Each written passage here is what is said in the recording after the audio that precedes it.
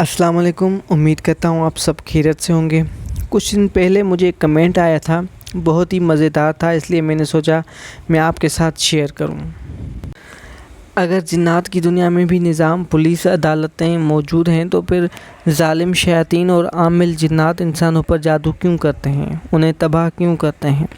تب ان کی پولیس کہاں سوئی ہوتی ہے؟ کیا ان کے قانون صرف انسانوں کے لیے ہیں یا خود ان کے لیے بھی؟ دیکھیں، آپ نے بہت اہم اور گہرا سوال پوچھا ہے۔ اس معاملے کو سمجھنے کے لیے ہمیں چند بنیادی نکات پر غور کرنا ہوگا جو علم غیب کے معاملات کو سمجھنے میں مددگار ثابت ہو سکتے ہیں۔ دیکھیں، جس طرح انسان کو اللہ تعالیٰ نے اختیار دیا ہے کہ وہ چاہے تو ٹھیک بنے، چاہے تو برا بنے، اسی طرح جنات کو بھی یہ اختیار حاصل ہے۔ جس طرح دنیا میں کوئی انسان کسی کو تکلیف دے، کسی پہ ظلم کرے یا پھر کسی کے ساتھ غلط کام کرے، اسی طرح جنات کی دنیا میں بھی کچھ سرکش شیاطین ہوتے ہیں۔ ان کی اپنی آزادی عمل ہے، یعنی جس کی وجہ سے وہ اللہ کی مقرر حدوں کو توڑ کر گناہوں کے مرتکب ہوتے ہیں۔ اگر ہر برائی پر فوراً اور اسی وقت سزا مل جاتی تو پھر انسانوں کا امتحان کیسے ہوتا؟ آپ نے دیکھا ہوگا کہ دنیا میں بڑے بڑے ظالم، قاتل اور مجرم کھلے عام گھوم رہے ہوتے ہیں اور قانون کی گرفت سے بچے ہوئے ہوتے ہیں۔ اسی طرح جنات کی دنیا میں بھی جو شیاطین انسانوں پر جادو کرواتے ہیں یا انہیں تنگ کرتے ہیں، وہ عارضی طور پر اپنی سرکشی کر رہے ہوتے ہیں۔ انہیں فوراً سزا ملنا اس بات کی یعنی دلیل نہیں ہے کہ وہاں پہ قانون موجود نہیں ہے، بلکہ اس بات کی دلیل ہے کہ ابھی ان کے عمل کا دورانیہ جاری ہے۔ اور جنات کی اپنی ایک دنیا اور نظام ضرور ہے، لیکن ان کا قانون بھی اللہ کے حتمی قانون کے تابع ہے۔ جب کوئی شیطان یا جن کسی انسان پر حد سے زیادہ ظلم کرتا ہے تو یہ معاملہ صرف جنات کی پولیس تک محدود نہیں رہتا، بلکہ اللہ تعالیٰ کے فرشتے اور نیک جنات کی ایک پوری کائنات اس پر نظر رکھتی ہے۔ جس طرح دنیائی عدالتوں میں کیس چلنے میں وقت لگتا ہے، اسی طرح جب کوئی جن، شرک، جادو یا ناحق ظلم کرتا ہے تو اس کے خلاف فائل تیار ہو رہی ہوتی ہے۔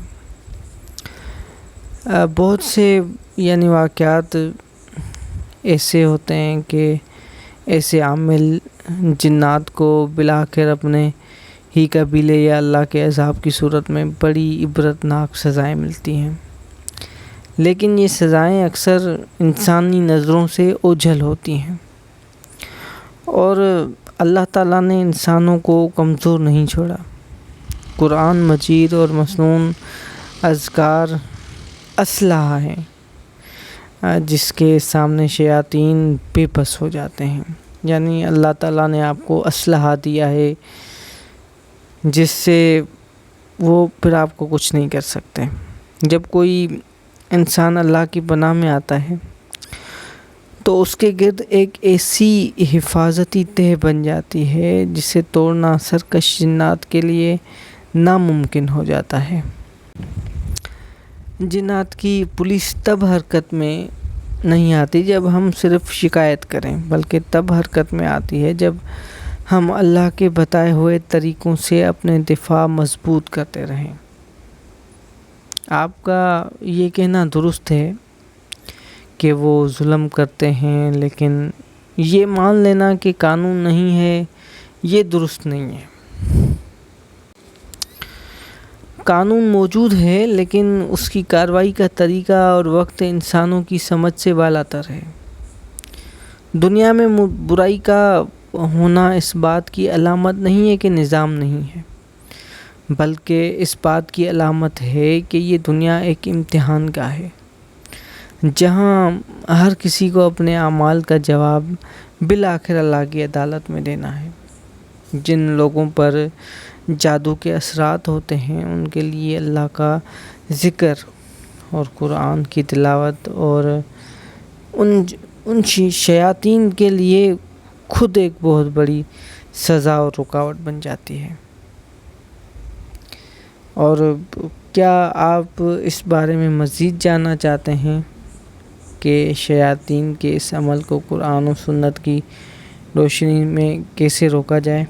تو مجھے کمنٹ کر کے ضرور بتائیں، اور پریشان بالکل بھی مت ہوں، ان کی بھی پولیس ہے، سب کچھ ہے،